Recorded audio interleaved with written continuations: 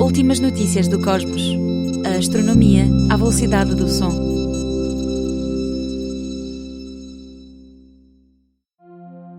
Sejam bem-vindos às últimas notícias do cosmos. Meu nome é Ricardo Cardoso Reis e durante os próximos 6 minutos vou ser o vosso guia nesta viagem sonora pelo universo.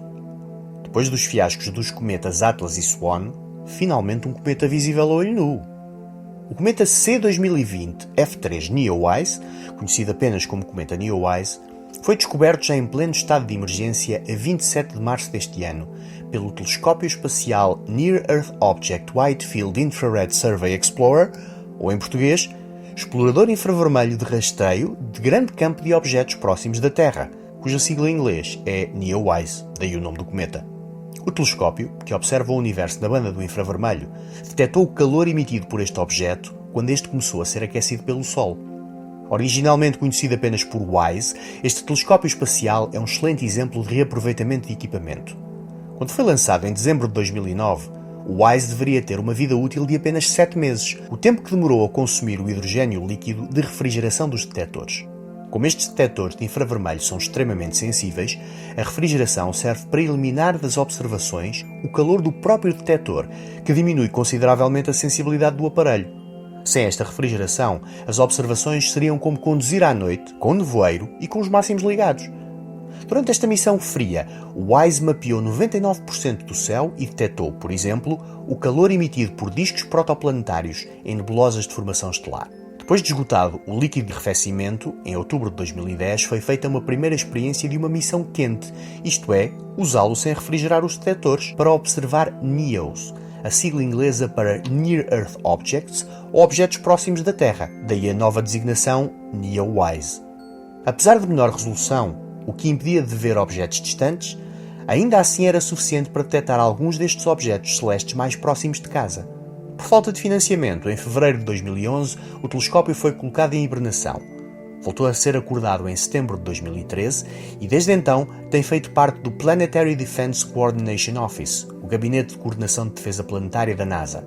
Este é responsável por detectar, estudar e até desenvolver meios de eliminar objetos potencialmente perigosos para a Terra, os NEOs, com dimensões superiores a 30 metros e que podem passar a menos de 8 milhões de quilómetros da Terra. Mas a vida deste telescópio já não deve durar muito mais. A sua órbita está em decaimento e está previsto que o WISE reentre em breve na atmosfera, desintegrando-se completamente durante esse processo. Ainda assim, para algo que deveria ter uma vida útil de 7 meses, teve cerca de 10 anos de operação. Foi um instrumento bem aproveitado. Mas voltando ao cometa. Apesar de ter sido detectado pelo Neowise, este não é um objeto potencialmente perigoso, pois mesmo no ponto de maior aproximação da Terra, o perigeu, vai passar a 103 milhões de quilómetros do nosso planeta. Com as observações realizadas no infravermelho, foi possível determinar que o cometa tem cerca de 5 km de comprimento. Combinando estas com observações no visível, foi possível determinar ainda que o núcleo do cometa está coberto por uma fuligem, partículas escuras remanescentes da formação deste objeto nos primórdios do Sistema Solar, há 4,6 mil milhões de anos. É por isso que estudar cometas é tão importante. Numa analogia com a construção civil, estas bolas de gelo sujas são autênticos tijolos que sobraram praticamente intactos da formação do Sistema Solar e que por isso nos podem dizer bastante sobre como era o Sistema Solar primitivo. E como é que o podemos ver? Bem, o cometa está visível a olho nu, mesmo nas cidades, desde que não tenham nenhum candeeiro público exatamente nessa direção. Claro que nas cidades verão apenas uma pequena manchinha difusa no céu, pouco acima do horizonte, a nordeste, antes do amanhecer, ou seja, um bocadinho antes das 5 da manhã. Por isso, o ideal é observá-lo em locais com céus escuros, isto é, com pouca ou nenhuma poluição luminosa. Seja onde for, para desfrutar do cometa em todo o seu esplendor, o ideal é mesmo recorrer a uns binóculos. Podem ainda tentar capturá-lo em fotografia, com exposições curtas de até 5 segundos. Se tiverem um tripé e máquinas que permitam fazer exposições, apontem para Nordeste e façam primeiro algumas exposições com uma lente grande angular, ou com pouco zoom, para poderem ver exatamente em que direção é que está o cometa.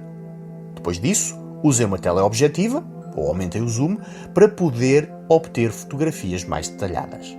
Como o cometa está muito baixo no céu, também convém tentar observá-lo numa zona sem nada a obstruir o horizonte para Nordeste. Enquanto estiver visível ao amanhecer, se tiverem dificuldades em encontrá-lo, podem usar uma estrela e um planeta como guias. O planeta Vênus parece uma autêntica superestrela virada a este e é o objeto mais brilhante sem ser a Lua. Capella, a estrela mais brilhante da constelação do Cocheiro, é a estrela mais brilhante que encontrarem à esquerda do planeta. Depois, para encontrar o cometa, basta procurarem um pouco abaixo e à esquerda da estrela. Mas durante os próximos dias, o cometa vai afastar-se da constelação do Cocheiro e dirigir-se para as patas da constelação da Ursa Maior. Por isso, mais ou menos a partir do dia 16, começa a ser visível ao anoitecer.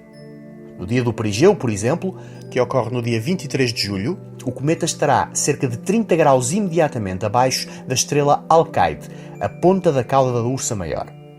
Para medirem a olho estes 30 graus, basta esticarem o braço para o céu e, à distância de um braço estendido, um punho fechado mede aproximadamente 10 graus. Portanto, basta contar 3 punhos a partir de Alcaide em direção ao chão. A grande questão é, vale a pena esperar uns dias para o ver ao anoitecer ou é melhor tentar vê-lo já antes do amanhecer? O normal é que um cometa comece a perder brilho depois de se afastar do Sol, porque reflete cada vez menos luz. Mas este cometa nem estava previsto ser visível a olho nu, e aí está ele. Por isso, quem sabe? Quando terminar o mês de julho, já é provável que o cometa tenha perdido tanto brilho que já nem com binóculos seja visível. Por isso, aproveitem esta oportunidade única para observar um destes vagabundos cósmicos. Nunca se sabe quando se poderá ver outro. Últimas Notícias do Cosmos é um podcast produzido pelo Planetário do Porto Centro de Ciência Viva e pelo Instituto de Astrofísica e Ciências do Espaço.